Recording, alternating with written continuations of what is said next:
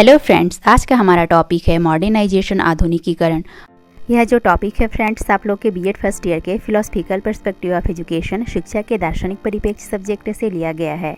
तो फ्रेंड्स, हमने अपने डेली लाइफ में मॉडर्न वर्ड का यूज़ लगभग हमने कभी ना कभी किया होगा, है ना। तो ये एक्चुअल में मॉडर्न वर्ड होता क्या है, और यही मॉडर्न वर्ड से ही आपका मॉडर्नाइजेशन वर्ड मतलब कि आधुनिकीकरण शब्द बना है। तो मॉडर्नाइजेशन के मल्टीपल डायमेंशन है, मतलब कि इसके अनेक आयाम हैं। वो कैसे? तो वो इस प्रकार से कि इसको हम सोसाइटी के लेवल पर या फिर किसी ग्रुप के लेवल पर या फिर इसको हम व्यक्ति के स्तर पर समझ सकते हैं। और इसके अलावा भी हम इसको फाइनेंशियली रूप से, पॉलिटिकली और टेक्नोलॉजिकली, है ना, और शैक्षिक स्तर, इन सभी स्तर पर हम आधुनिकीकरण को समझ सकते हैं। मतलब कि सिंपल से शब्दों में कहें तो इन सभी क्षेत्रों में आधुनिकीकरण का इम्पैक्ट पड़ता है। तो इस प्रकार से आधुनिकीकरण का जो कॉन्सेप्ट है वो कोई न्यू कॉन्सेप्ट नहीं है, मतलब कि यह एक सामाजिक परिवर्तन का ही एक रूप है। जब समाज में कोई भी परिवर्तन होता है तो वह उस टाइम या फिर पीरियड के लिए मॉडर्न हो जाता है। तो इन्हीं सब चीज़ों के बारे में हम आज की इस वीडियो में डिस्कशन करेंगे कि ये एक्चुअल में मॉडर्न वर्ड का मतलब होता क्या है, इसका विभिन्न क्षेत्रों में किस प्रकार से इम्पैक्ट पड़ता है और मॉडर्नाइजेशन के कौन कौन से रीज़न हो सकते हैं। तो इन्हीं सब चीज़ों के बारे में हम इस वीडियो में फुल डिस्कशन करेंगे। तो फ्रेंड्स, आज का यह वीडियो बहुत ही इंटरेस्टिंग होने वाला है, क्योंकि यह टॉपिक ही अपने आप में वेरी इंटरेस्टिंग है और साथ ही साथ इस टॉपिक से आपके एग्ज़ाम में क्वेश्चन पूछे जाने के चांसेस भी रहते हैं। तो इस टॉपिक से आपका क्वेश्चन बनता है कि शिक्षा एवं चिंतन में आधुनिकीकरण को परिभाषित कीजिए करके, define modernisation in education and thinking. और इसके अलावा भी इस टॉपिक से आपका संक्षिप्त टिप्पणी लिखो करके भी आ जाता है। तो चलिए फिर शुरू करते हैं।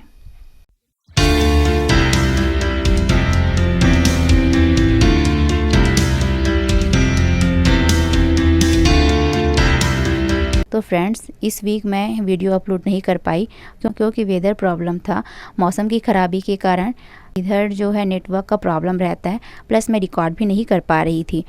सो हम नेक्स्ट वीक से डेली वीडियो अपलोड करेंगे और अपना स्टडी में फोकस करेंगे। फ्रेंड्स, अगर आपने इस चैनल को अभी तक सब्सक्राइब नहीं किया है तो इस चैनल को सब्सक्राइब कर लीजिए, क्योंकि इस चैनल पर मिलते हैं आपको बीएड और डीएड से रिलेटेड सभी टॉपिक्स पर फुल डिस्कशन वीडियो। और इसके साथ ही साथ यह वीडियो अच्छा लगे तो फिर इस वीडियो को ज़रूर से लाइक कर दीजिएगा। तो फ्रेंड्स, इस वीडियो में आगे बढ़ने से पहले हम इसके कुछ इंपॉर्टेंट पॉइंट्स देख लेते हैं, जिसके थ्रू हम इस वीडियो में डिस्कशन करेंगे। तो इस वीडियो का हमारा फर्स्ट पॉइंट रहेगा मीनिंग ऑफ मॉडर्नाइजेशन, आधुनिकीकरण का अर्थ। फिर नेक्स्ट पॉइंट रहेगा डेफिनेशन ऑफ मॉडर्नाइजेशन, आधुनिकीकरण की परिभाषा। फिर थर्ड पॉइंट रहेगा मॉडर्नाइजेशन फीचर्स, आधुनिकीकरण की विशेषताएं। फिर फोर्थ पॉइंट रहेगा due to modernisation in India, भारत में आधुनिकीकरण के कौन से कारण हैं, है ना। वही नेक्स्ट पॉइंट रहेगा शिक्षा तथा विचारों में आधुनिकीकरण, modernisation in education and ideas. वही लास्ट पॉइंट रहेगा आधुनिकीकरण के गुण एवं दोष, merit and demerits of modernisation. तो चलिए फिर आगे देखते हैं। तो इसमें से हमारा फर्स्ट पॉइंट है मीनिंग ऑफ मॉडर्नाइजेशन, आधुनिकीकरण का अर्थ।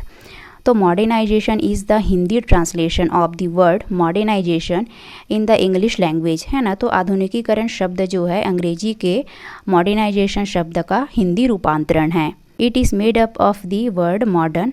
तो इस प्रकार से यह मॉडर्नाइजेशन शब्द जो है मॉडर्न से बना हुआ है। वही नेक्स्ट पॉइंट है this modern words are derived from the Latin word modo. तो इस प्रकार से आपका जो मॉडर्न वर्ड है वो लैटिन भाषा के मोडो शब्द से बना है, जिसका अर्थ होता है which is going on at the moment, है ना।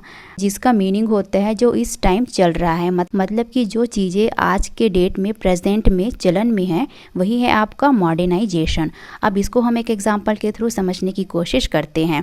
जैसे कि पहले टाइम में क्या होता था कि हर घरों में हमें मिट्टी का चूल्हा देखने को मिलता था खाना पकाने के लिए, है ना। फिर जैसे जैसे समय आगे बढ़ता गया, ठीक वैसे वैसे क्या है आदमी की ज़रूरतें भी, उनके जो भी फैसिलिटीज़ हैं उनमें भी क्या है चेंजेस देखने को मिली, जिसके फलस्वरूप क्या हुआ आपका गैस चूल्हा आ गया। फिर जैसे ही और टाइम आगे बढ़ते गया, फिर क्या है आपका उसके जगह पे इलेक्ट्रॉनिक चूल्हा आ गया, इंडक्शन चूल्हा आ गया, है ना। तो ये सभी चीज़ें क्या है अभी के डेट में चलन में है। यही है आपका मॉडर्नाइजेशन। इसको हम एक एग्जांपल के थ्रू और अच्छे से समझने की कोशिश करते हैं। जैसे कि पहले टाइम में क्या होता था, घर वगैरह बनाते थे, उसमें क्या है अपना मिट्टी का यूज़ किया जाता था। उसमें मिट्टी के घर बनाए जाते थे और वहीं फर्नीचर में अपना दरवाज़ा है, खिड़की है, इसके लिए अपना लकड़ी का यूज़ किया जाता था। लेकिन अब के डेट में क्या है, उस लकड़ी के फर्नीचर की जगह पर क्या है बहुत सारे अलग आइटम आ गई हैं। मतलब कि आपका प्लाईवुड है, स्टील का यूज़ किया जा रहा है। तो इस प्रकार से ये सभी चीज़ें क्या हैं आज के डेट में चलन में हैं, है ना। तो इस प्रकार से सिंपल से शब्दों में कहें तो आपका जो मॉडर्नाइजेशन शब्द है, आधुनिकीकरण शब्द है, उसका लिटरल फॉर्म में है आधुनिकता की ओर अग्रसर होना। तो इसका जो रिलेशन है वो आपका प्रेजेंट है ना, वो आपका प्रेजेंट मोमेंट से है, वर्तमान की ओर से होता है। मतलब कि हमारे लाइफ में जो कुछ भी चीज़ें अभी चलन में हैं, हमारे सोसाइटी में चलन में हैं, वो सभी क्या है आपका मॉडर्नाइजेशन है। तो फ्रेंड्स, आई होप कि आप लोग को ये पॉइंट अच्छे से समझ में आ गए होंगे। अब नेक्स्ट पॉइंट है डेफिनेशन ऑफ मॉडर्नाइजेशन, आधुनिकीकरण की परिभाषा। तो प्रोफेसर एम.एस. गोरे के according, when we use the term modernisation we mean mainly to bring the economic of the country to the modern level. जब हम आधुनिकीकरण शब्द का यूज़ करते हैं तो हमारा तात्पर्य मेनली उस देश की इकोनॉमिक को आधुनिक स्तर तक पहुंचाने से होता है ना। जैसा कि हमने इसके इंट्रोडक्शन पार्ट में डिस्कस किया था, है ना, कि आप जो मॉडर्नाइजेशन है उसको आप विभिन्न क्षेत्रों में समझ सकते हैं, जिसमें से हमने देखा आर्थिक रूप से, सामाजिक रूप से, राजनैतिक रूप से, शैक्षिक रूप से, एक व्यक्ति के स्तर पर, एक समूह के स्तर पर, है ना। तो इन सभी क्षेत्रों में, इन सभी रूपों में हम मॉडर्नाइजेशन को समझ सकते हैं। तो इस प्रकार से एम.एस. गौरे के पर्सपेक्टिव में किसी भी देश की अर्थव्यवस्था को आधुनिक स्तर तक पहुंचाना ही क्या है आपका मॉडर्नाइजेशन है। फ्रेंड्स, आई होप कि आपका जो आधुनिकीकरण का कॉन्सेप्ट है वो क्लियर हो गया होगा। अब नेक्स्ट पॉइंट है मॉडर्नाइजेशन फीचर्स, आधुनिकीकरण की विशेषताएं। तो जैसे कि हर किसी वस्तु में अपना कोई ना कोई क्वालिटीज़ होता है, हर व्यक्ति में अपनी कुछ न कुछ खासियतें होती है। तो ठीक इसी प्रकार से मॉडर्नाइजेशन की भी अपनी कुछ फीचर्स हैं, है ना, जो कि इस प्रकार से है, जिसमें से फर्स्ट पॉइंट है नगरीकरण, अर्बेनाइजेशन, है ना। तो जैसे जैसे आपका मॉडर्नाइजेशन होते गया है, इसके साथ ही साथ क्या है आपका नगरीकरण भी विकसित होते गया है। मतलब कि आपका शहरीकरण जो है बढ़ते गया है, बड़े बड़े बिल्डिंग्स, इमारतें जो है आपका बनते गया। तो इस प्रकार से आधुनिकीकरण का एक फर्स्ट क्वालिटीज़ क्या हो जाता है, नगरीकरण। सेकंड पॉइंट है औद्योगिकीकरण, इंडस्ट्रियलाइजेशन, है ना। तो आधुनिकीकरण का एक क्वालिटीज़ क्या हो जाता है, औद्योगिकीकरण। कि तो जिस प्रकार से आधुनिकीकरण तेज़ी से बढ़ते जा रहा है, इसके साथ ही साथ क्या है आपका बहुत सारी इंडस्ट्री है ना, उद्योगों का निर्माण हुआ है। क्योंकि टाइम के अकॉर्डिंग आदमी की अपनी फैसिलिटीज़ में भी चेंजेस आने लगते हैं, उनकी ज़रूरतें भी बदलते रहती है, जिसके फलस्वरूप आदमी की ज़रूरतों को पूरा करना है तो उसके लिए उत्पादन तो ज़रूरी है ना। तो उत्पादन किससे होगा, बहुत सारी उद्योग का निर्माण होगा, तभी तो आदमी की ज़रूरतों को पूरा किया जा सकेगा, है ना। तो इस प्रकार से आधुनिकीकरण के साथ ही साथ क्या है आपका औद्योगिकीकरण भी विकसित होते गया। नेक्स्ट पॉइंट है सामाजिक गतिशीलता, सोशल मोबिलिटी। मॉडर्नाइजेशन के साथ ही साथ क्या है आपका नगरीकरण भी होते जाता है, औद्योगिकीकरण की गति भी तेज़ी से बढ़ते जाती है, जिससे सामाजिक गतिशीलता में वृद्धि होना क्या है वो तो ऑब्वियस है ना। तो इस प्रकार से आधुनिकीकरण से सामाजिक गतिशीलता देखने को मिलती है। नेक्स्ट पॉइंट है साक्षरता, लिटरेसी। फ्रेंड्स, यहाँ पास आप लोग करेक्शन कर लीजिएगा, स्पेलिंग मिस्टेक है। जब समाज में कुछ भी परिवर्तन होता है तो उनकी लिटरेसी में, साक्षरता में तो परिवर्तन आना ही आना है। तो आधुनिकीकरण से सोसाइटी में, व्यक्ति के जीवन स्तर में चेंजेस देखने को मिलता है और सभी लोग एजुकेशन को इम्पोर्टेंस देने लगते हैं। तो इस प्रकार से मॉडर्नाइजेशन के माध्यम से शिक्षा के स्तर में भी वृद्धि होने लगती है। नेक्स्ट पॉइंट है आर्थिक समृद्धि, इकोनॉमिक प्रॉस्पेरिटी। आधुनिकीकरण का एक क्वालिटीज़ जो है आर्थिक समृद्धि भी है। मतलब कि आदमी जो है जैसे जैसे वह मॉडर्निटी को अपनाते जाता है, वैसे क्या है उनके कार्यशैली में, जीवन शैली में भी परिवर्तन देखने को मिलता है। वह न्यू चीज़ों को एक्सेप्ट करने लगता है, उनके प्रोडक्टिविटी में भी वृद्धि होने लगती है ना, जिससे व्यक्ति को आर्थिक रूप से मदद मिलती है और उनकी आर्थिक समृद्धि होने लगती है। नेक्स्ट पॉइंट है नवीन मूल्यों का विकास, डेवलपमेंट ऑफ न्यू वैल्यूज़। आधुनिकीकरण के साथ ही जो भी हमारे पुराने वैल्यूज़ हैं उसमें चेंजेस देखने को मिलता है और उसके जगह पे हमारे न्यू वैल्यूज़ जो है क्रिएट होते जाते हैं। जैसे कि पहले के एजुकेशन सिस्टम में क्या होता था कि नैतिक मूल्यों के विकास पर बल दिया जाता था, है ना। लेकिन जैसे जैसे आपका मॉडर्नाइजेशन डेवलप्ड होते जा रहा है, आधुनिकीकरण विकसित होते जा रहा है, वैसे क्या है हमारे एजुकेशन सिस्टम में स्किल बेस्ड एजुकेशन देने पर फोर्स किया जा रहा है। तो इस प्रकार से मॉडर्नाइजेशन से क्या हो, नवीन मूल्यों का विकास होता है। और इसका नेक्स्ट पॉइंट है विज्ञान एवं प्रौद्योगिकी का विकास, development of science and technology. आधुनिकीकरण के बारे में यदि किसी से पूछ लिया जाए कि एक्चुअल में ये होता क्या है करके, तो हमारा कार्य करने के प्रोसेस में जो चेंजेस आता है वही क्या है, हमारा आधुनिकीकरण है। तो हम every day science and technology के बारे में न्यूज़ में आए दिन कुछ न कुछ चीज़ें जो है सुनते रहते हैं, न्यूज़ पढ़ते रहते हैं। मेरे कहने का मतलब ये है कि जिस प्रकार से आपका मॉडर्नाइजेशन डेवलप्ड होते जा रहा है, आधुनिकीकरण बढ़ते जा रहा है, तो ठीक इसी प्रकार से क्या है, साइंस एंड टेक्नोलॉजी भी अपना जो है प्रोग्रेस करते जा रहा है। तो इसको हम यह भी कह सकते हैं कि यह जो आपका मॉडर्नाइजेशन है ना, और एक वहीं दूसरा है आपका साइंस एंड टेक्नोलॉजी, ये दोनों चीज़ें क्या हैं, एक ही सिक्के के दो पहलू हैं। मतलब कि जैसे जैसे आपका मॉडर्नाइजेशन होते जा रहा है, तो ठीक वैसे वैसे क्या है, आपका साइंस एंड टेक्नोलॉजी भी डेवलप्ड करते जा रहा है ना। और इसी प्रकार से साइंस एंड टेक्नोलॉजी अपना जैसे जैसे न्यू इनोवेशन करते जा रहा है, जिसके फलस्वरूप क्या है, आधुनिकता में भी डेवलपमेंट आते जा रहा है। तो इस प्रकार से साइंस एंड टेक्नोलॉजी और आधुनिकीकरण क्या है, एक ही सिक्के के दो पहलू हैं। अब नेक्स्ट पॉइंट है सामाजिक विभेदीकरण, सोशल डिफ्रेंशिएशन। तो यह सामाजिक विभेदीकरण क्या होता है, तो आधुनिकीकरण के कारण क्या है, समाज में विभेदीकरण होने लगता है। मतलब कि व्यक्ति हो, चाहे हमारा समाज हो, चाहे आप किसी भी फील्ड में देख लीजिए, उसका अलग अलग पार्टीशन हो जाता है। वो कैसे, तो जिस व्यक्ति के पास या फिर जिस ग्रुप के पास या फिर जिस सोसाइटी के पास मॉडर्नाइजेशन को जो जितना जल्दी उसको एक्सेप्ट कर ले, वह प्रोग्रेस करते जाता है। वहीं दूसरा ग्रुप, दूसरा व्यक्ति यदि मॉडर्निटी को नहीं अपनाता है तो वह पिछड़ जाता है। तो इस प्रकार से इन दोनों में क्या है, विभेद हो जाता है, बंटवारा हो जाता है।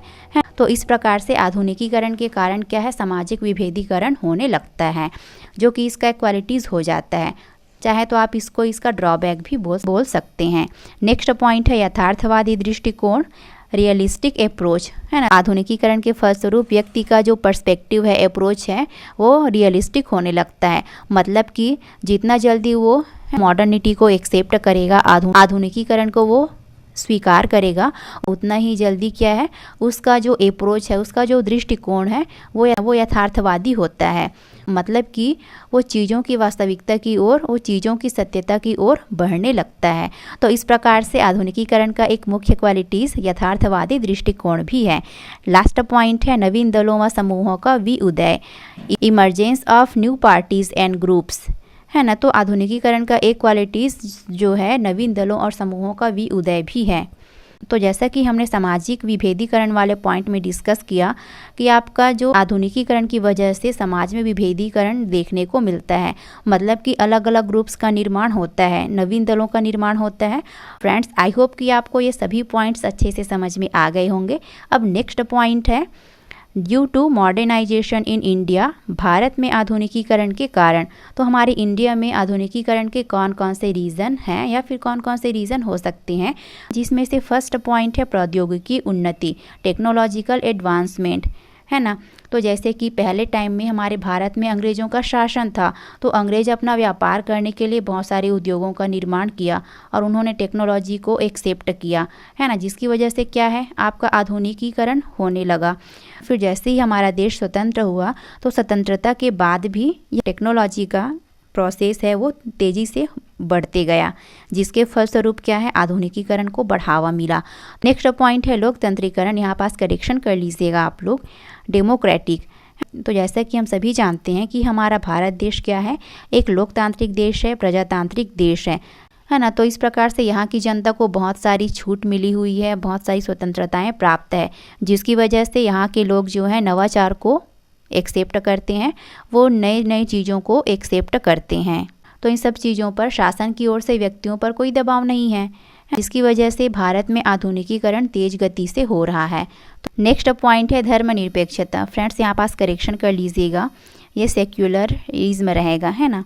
भारत में धर्मनिरपेक्षता मॉडर्नाइजेशन को प्रोत्साहित करता है। यहाँ सभी धर्मों को समान अवसर, समान रूप से सम्मान दिया जाता है। मतलब कि यहाँ किसी भी प्रकार की धार्मिक संकीर्णता नहीं है। यहाँ सभी धर्म के लोग जो है अपना आसानी से नए चीज़ों को एक्सेप्ट कर लेता है। नए विचारों को एक्सेप्ट करने के कारण भारत में आधुनिकीकरण तेजी से हो रहा है। नेक्स्ट पॉइंट है आधुनिक शिक्षा, मॉडर्न एजुकेशन। आधुनिकीकरण का एक मोस्ट इम्पॉर्टेंट रीज़न क्या है? शिक्षा है। भाई आदमी जितना ज़्यादा एजुकेटेड होगा तो वह उतना ही आसानी से नई विचारधारा को, नए चीज़ों को एक्सेप्ट करेगा, जिसके फलस्वरूप क्या है, मॉडर्निटी में, मॉडर्नाइजेशन में वृद्धि होते जाता है। नेक्स्ट पॉइंट है बुद्धिवाद, रेशनलिज्म। इसको यदि हम सिंपल से शब्दों में समझें तो कि शिक्षा के माध्यम से क्या है, व्यक्ति में तार्किक दृष्टिकोण विकसित हुआ है। वह किसी भी चीज़ के प्रति, वह किसी भी फील्ड में वह लॉजिकली अप्रोच रखता है। वह किसी भी परंपरा को, कोई भी मान्यता है उसको वह ईजिली एक्सेप्ट नहीं करता, है ना। उसके सामने जब आप उसका लॉजिकली आंसर रखोगे और जब वह उससे सेटिस्फाई हो जाएगा तभी वह उस चीज़ को एक्सेप्ट करेगा। इससे क्या है, व्यक्ति में बुद्धिवाद विकसित हुआ है। इस प्रकार से बुद्धिवाद के फलस्वरूप क्या है, आधुनिकता को प्रोत्साहन मिला है। लास्ट पॉइंट है प्रतिष्ठा की अनुभूति, रियलाइजेशन ऑफ प्रेस्टीज। भारत में आधुनिकीकरण का एक मेन रीज़न जो है प्रतिष्ठा की अनुभूति भी है ना। भारत में जो अधिक आय वर्ग वाला व्यक्ति है वह न्यू आइडियाज़ को एक्सेप्ट करता है और अलग दिखने की चाहत में वो भीड़ से हटकर कुछ अलग कार्य करता है। तो इस प्रकार से भारत में आधुनिकीकरण का एक मुख्य कारण जो है प्रतिष्ठा की अनुभूति भी है। तो फ्रेंड्स, आई होप कि आपको ये सभी पॉइंट अच्छे से समझ में आ गए होंगे।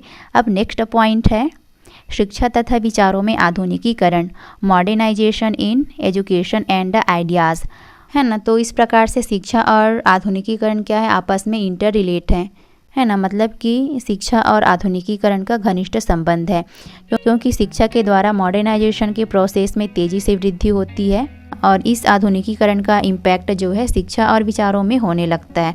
तो इस प्रकार से शिक्षा और आधुनिकीकरण एक दूसरे को इम्पैक्ट करता है ना। तो इसमें से हमारा फर्स्ट पॉइंट है दृष्टिकोण की व्यापकता, एक्सटेंसिवनेस ऑफ अप्रोच।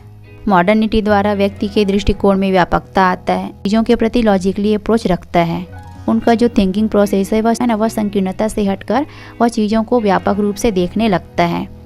तो इस प्रकार से मॉडर्निटी के द्वारा व्यक्तियों के दृष्टिकोण में व्यापकता आती है। नेक्स्ट पॉइंट है ज्ञान भंडार में वृद्धि, increase in knowledge reserves. Modernisation द्वारा व्यक्ति के ज्ञान भंडार में वृद्धि होती है। इसको हम एक एग्जाम्पल के थ्रू समझने की कोशिश करते हैं। जैसे कि अभी कुछ टाइम पहले स्कूल कॉलेजेस में जो पढ़ाई लिखाई होता था वो ऑफलाइन बेस्ड होता था, है ना। लेकिन टाइम और सिचुएशन के अकॉर्डिंग अब जो पूरा एजुकेशन सिस्टम है वो क्या हो गया, आपका डिजिटलाइजेशन हो गया है। मतलब कि वो पूरा ऑनलाइन सिस्टम हो गया है, जिसकी वजह से व्यक्तियों के पास बहुत सारा इन्फॉर्मेशन आ गया है। उसको वह ईज़िली एक्सेप्ट कर सकता है, वह नॉलेज को वह ईज़िली गेन कर सकता है, जिसकी वजह से अब के डेट में सभी व्यक्ति के पास नॉलेज जो है, शिक्षा जो है वह ईज़िली अवेलेबल है। तो इस प्रकार से मॉडर्नाइजेशन के द्वारा ज्ञान भंडार में वृद्धि हुई है। नेक्स्ट पॉइंट है आर्थिक समृद्धि, इकोनॉमिक प्रॉस्पेरिटी। तो इसको हमने पहले डिस्कस कर लिया है, तो इसको आप अपने वर्ड में डील कर सकते हैं। नेक्स्ट पॉइंट है जीवन स्तर का उन्नयन, अपग्रेडेड ऑफ लिविंग, है ना। तो जैसा कि इस पर भी हमने आगे डिस्कस किया था कि मॉडर्निटी की वजह से आदमी के जीवन स्तर में भी सुधार देखने को मिलता है, वह और अधिक से अधिक सुविधाएं चाहता है। तो इस प्रकार से आधुनिकता को बढ़ावा मिलता है और आधुनिकता की वजह से उनके जीवन स्तर का उन्नयन होता है, वो अपने लाइफ स्टाइल में अपग्रेड करते जाता है। नेक्स्ट पॉइंट है तीव्र सामाजिक परिवर्तन, रैपिड सोशल चेंज। आधुनिकीकरण द्वारा समाज में रैपिडली चेंजेस देखने को मिलता है ना। जैसा कि आधुनिकीकरण की वजह से आपका नगरीकरण होता है, औद्योगिकीकरण होता है, जिसके फलस्वरूप सामाजिक परिवर्तन में तेज़ी से वृद्धि होती है। तो लास्ट पॉइंट है संतुलन स्थापना, बैलेंस सेटिंग। मॉडर्नाइजेशन संतुलन स्थापित करता है, वो कैसे, इसको हम शिक्षा के क्षेत्र में ही समझने की कोशिश करते हैं।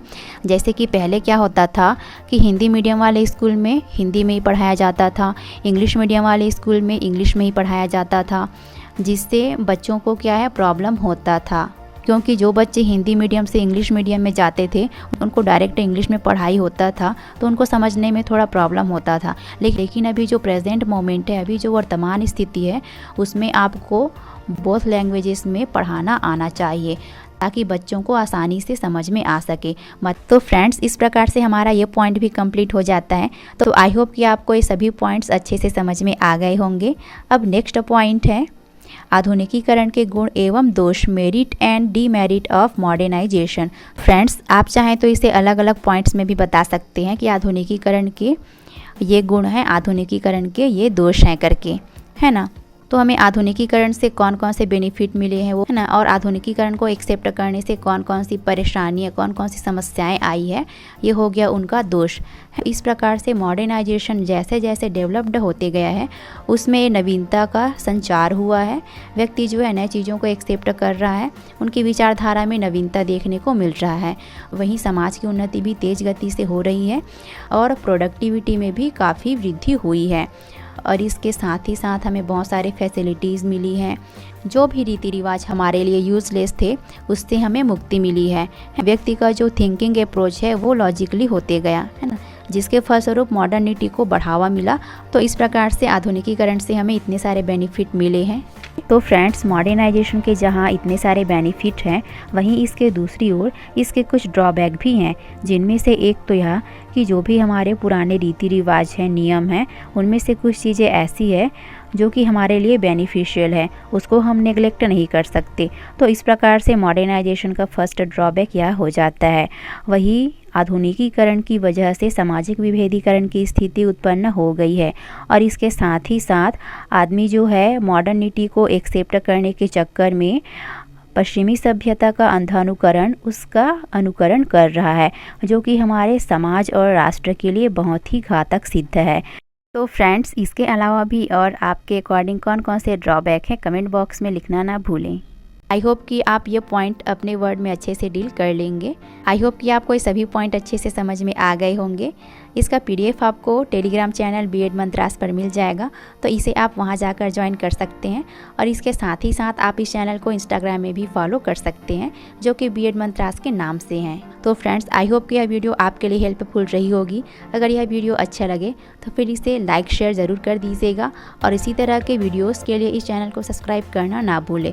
और हाँ फ्रेंड्स, बेल आइकन प्रेस करके ऑल नोटिफिकेशन ऑन कर लीजिएगा, जिससे कि इस चैनल पर आने वाले सभी वीडियोज़ आपके पास पहले पहुंच सकें। Thanks for watching.